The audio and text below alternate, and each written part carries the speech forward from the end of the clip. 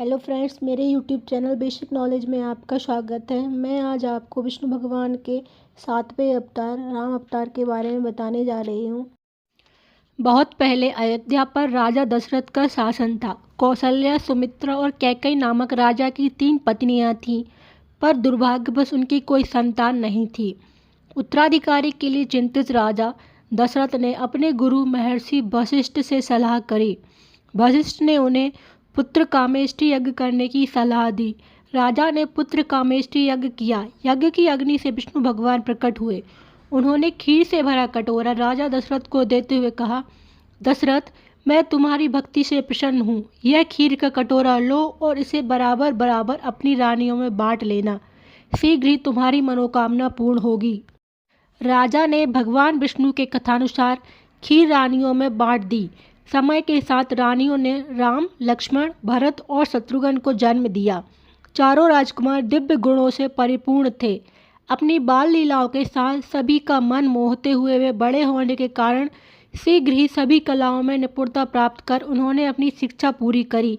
वे सदाचार और नैतिकता जैसे गुणों के साथ बड़े हुए। ऋषि विश्वामित्र पास के वन में ही रहते थे। एक दिन राजा दशरथ के पास आकर उन्होंने कहा, हे राजा दशरथ, ताड़का के साथ कुछ असुर सदा मेरे यज्ञ में बाधा डालते रहते हैं। आप अपने राजकुमारों को मेरे साथ भेजने की कृपा करें। महर्षि विश्वामित्र के अनुरोध पर राजा ने राम और लक्ष्मण को ऋषिवर के साथ भेज दिया। राजकुमारों ने असाधारण बहादुरी दिखाते हुए राक्षसों का वध किया। उनके पराक्रम से प्रसन्न होकर ऋषि ने उन्हें कई दिव्यास्त्र उपहार स्वरूप दिए। अयोध्या वापस लौटते समय राजा जनक के निमंत्रण पर विश्वामित्र के साथ राम और लक्ष्मण मिथिला रुके। राम और लक्ष्मण को सौम्यमुख को लोग निहारते रहते।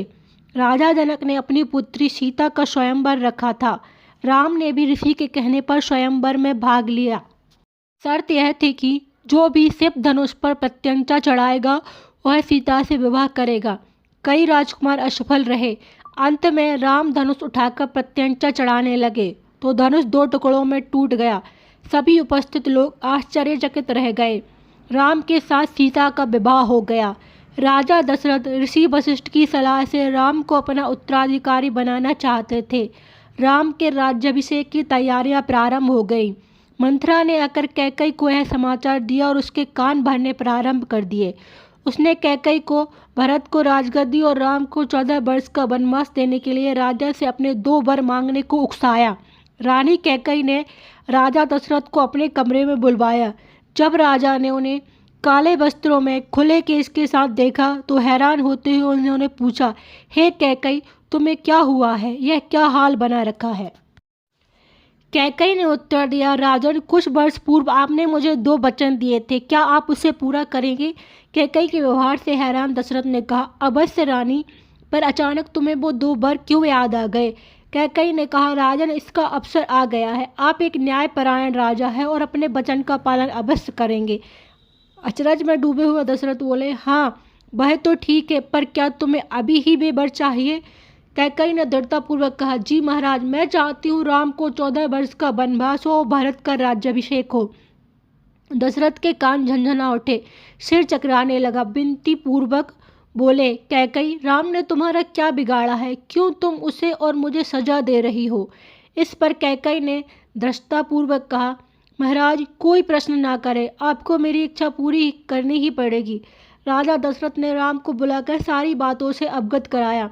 बिना किसी दुख या सदमे के राम ने नम्रतापूर्वक कैकेयी का अभिवादन कर कहा, जैसी आज्ञा माता। घटनाओं के क्रम को जानकर लक्ष्मण ने राम से कहा, भैया, मैं भी आपके साथ चलूँगा। सीता ने भी राम से कहा, प्रभु, मैं आपके बिना नहीं रह सकती, कृपया मुझे भी साथ ले चलें। अपने प्रिय पुत्र से बिछड़कर दशरथ बहुत उदास हो गए और कुछ दिनों में ही उनकी मृत्यु हो गई। राज्य का परित्याग कर राम, सीता और लक्ष्मण के साथ दंडक वन को चले गए। इधर भरत अपने ननिहाल से वापस लौटे। कैकेयी ने उत्साहपूर्वक सारा घटनाक्रम उन्हें बताया। क्रुद्ध भरत ने कहा, हे माते, भैया को आपने जंगल कैसे भेज दिया? वह भी तो आपके पुत्र हैं। आपने यह सोचा भी कैसे कि मैं भैया का स्थान ले लूँगा? ना मैं राजगद्दी चाहता हूँ, ना ही आपको देखना चाहता हूँ।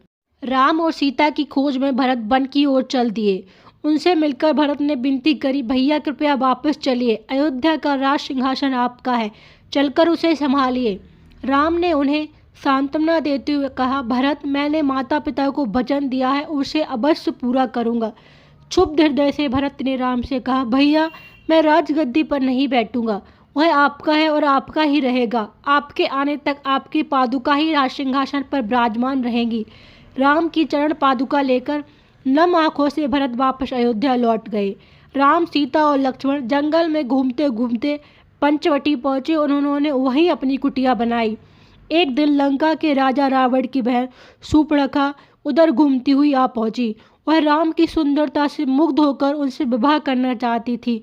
उसने सीता पर हमला कर दिया। राम का इशारा पाकर लक्ष्मण ने शूर्पणखा की नाक काट डाली।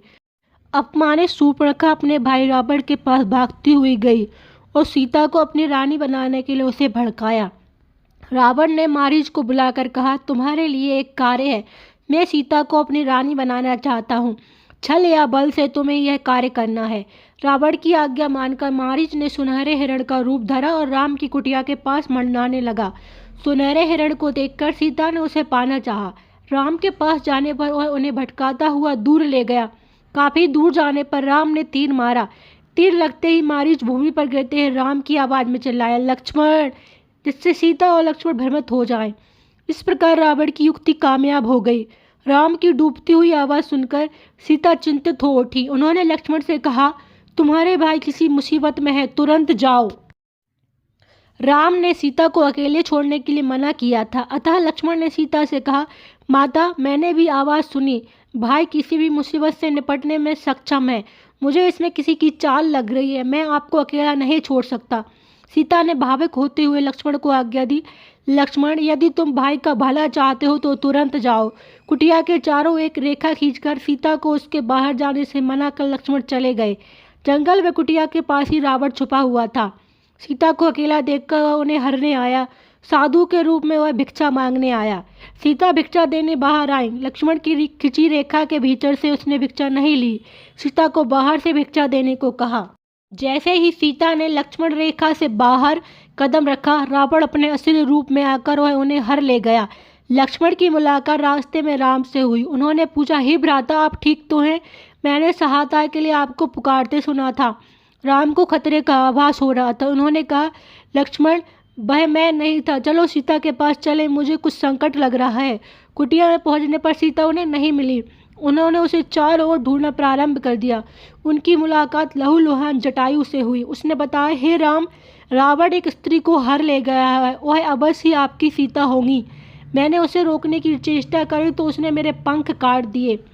मेरी सलाह है कि आप किष्किंधा के वानरराज सुग्रीव की सहायता लें। राम और लक्ष्मण ने किष्किंधा जाकर सुग्रीव से मुलाकात की और उसे अपनी सारी स्थिति बताई। सुग्रीव ने कहा, राम, आपके आने से मुझे अत्यधिक प्रसन्नता हुई है। मैं अवश्य आपकी सहायता करूंगा, पर इससे पहले मैं चाहता हूं कि मेरे भाई बाली को मारकर आप मुझे मेरा सिंहासन दिलवा दें। सुग्रीव के अनुरोध को मानकर राम ने बाली को मारकर सुग्रीव को सिंहासन दिलवा दिया। सुग्रीव ने अपने मंत्रियों हनुमान, जामवंत, अंगद आदि को सीता को ढूंढने के काम पर लगा दिया। शीघ्र ही उन्हें पता लग गया कि सीता को रावण ने अशोक वाटिका में राक्षसियों की देखरेख में रखा था। सुग्रीव ने राम की सहायता करी, साथ ही अपनी पूरी सेना उसने राम के साथ कर दी। इसी बीच अपनी शक्तियों से हनुमान आकाश मार्ग से लंका पहुंचे और सीता से मिले। सीता को सादर अपना परिचय देकर उन्होंने कहा, हे माता, आप चिंता ना करें, मैं प्रसन्न हूँ जो आप मुझे मिल गई। मेरे प्रभु ने मुझे आपको ढूंढने भेजा है। मुझे जीत का आशीर्वाद देकर मेरे कंधों पर आप बैठ जाएं। मैं आपको श्री राम के पास ले चलूंगा। प्रभु राम के विषय में सुन प्रसन्न सीता ने कहा, हनुमान, तुमसे मिलकर प्रसन्नता हुई, पर एक पत्नी होने के कारण मैं तुम्हारे कंधों पर नहीं बैठ सकती। जाकर प्रभु राम को बताओ कि मैं उनकी प्रतीक्षा कर रही हूँ। वापस जाने से पूर्व हनुमान ने सीता से उनका एक आभूषण मांगा, जिससे राम को विश्वास हो जाए कि वह सीता से मिले थे और सीता सकुशल है। सीता से मिलकर वापस आते समय हनुमान की मुठभेड़ असुरों से हुई। बड़ी कठिनाई से असुरों की पकड़ में हनुमान आए। रावण के समक्ष उन्हें लाया गया। रावण ने हनुमान की पूंछ में आग लगाकर उन्हें पूरी लंका में घुमाने का आदेश दिया। परिणाम स्वरूप अशोक वाटिका तहस नहस कर हनुमान ने लंका में आग लगा दी। तत्पश्चात सीता का आभूषण लेकर हनुमान राम के पास लौट आए। सीता का पता चल चुका था। राम सुग्रीव के साथ मिलकर सीता को वापस लाने की योजना बनाने लगे। वानर सेना के साथ मिलकर उन्होंने समुद्र पर पुल बनवाया। तत्पश्चात युद्ध के लिए लक्ष्मण, हनुमान और वानर सेना के साथ राम लंका की ओर बढ़े। राम और रावण की सेना के मध्य कई दिनों तक भयंकर युद्ध हुआ। युद्ध में रावण के सगे संबंधी मारे गए। रावण ने कठोर तप से सब भगवान को प्रसन्न कर रखा। उसके 10 सिर थे और वह मारा नहीं जा रहा था। उसका सिर कटता और दोबारा जुड़ जाता। अंततः रावण के भाई विभीषण के बताने पर राम ने उसकी नाभि में बाण मारा, जिससे रावण की मृत्यु हुई। इस प्रकार एक बार फिर से बुराई पर अच्छाई की जीत हुई। राम विष्णु भगवान के 7वें अवतार थे। 14 वर्ष पूरा होने पर राम, लक्ष्मण और सीता के साथ पुष्पक विमान से अयोध्या लौटे। उनका राज तिलक हुआ और वे कौशल राज के राजा बने। उन्होंने सत्य और धर्म के साथ न्याय मार्ग पर चलते हुए कई वर्षों तक शासन किया। उनका राज राम राज्य कहलाया। Thank you for watching my video.